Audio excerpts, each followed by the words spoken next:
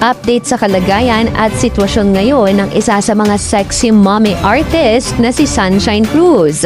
Para sa kabuoang ulat, alamin natin ang buong detalye.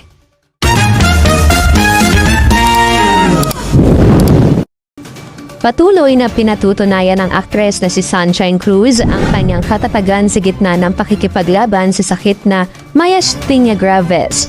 Sa kanyang mga huling pahayag ngayong Women's Month, ibinahagi ni Sunshine na mas pinili muna niyang lumayo sa kinana ng showbiz at tumanggi sa ilang malalaking proyekto, kabilang ang 2 teleserye at pelikula. Ayon sa aktres, prioridad niya ngayon ang kanyang kalusugan, pamilya, at ang pagkakaroon ng kapayapaan ng isip habang pinamamahalaan ang sintomas ng kanyang autoimmune disease.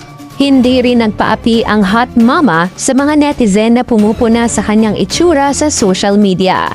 Diretsahang sinagot ni Sunshine ang mga komentong nagsasabing tabingi o bagsak ang kanyang mukha dahil umano sa maling botox. Nilinaw niya na ito ay epekto ng kanyang sakit na nagpapahina sa kanyang mga kalamnan. Paalala niya sa publiko, hindi alam ng lahat ang laban na pinagdadaanan ng isang tao, kaya mas mabuting piliin ang maging mabait kaysa manlait ng kapwa.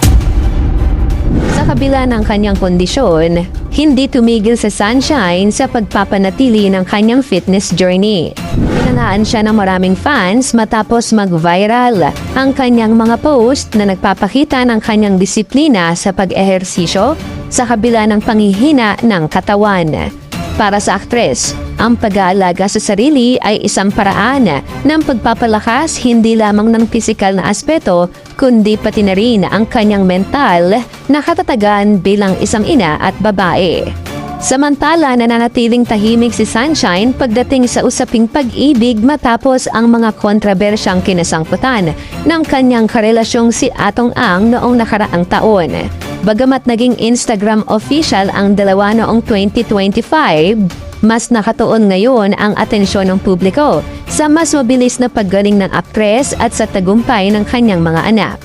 Sa ngayon, ang kanyang kwento ay nagsisilbing inspirasyon sa marami na harapin ang anumang hamon ng buhay ng may dangal at positibong pananaw.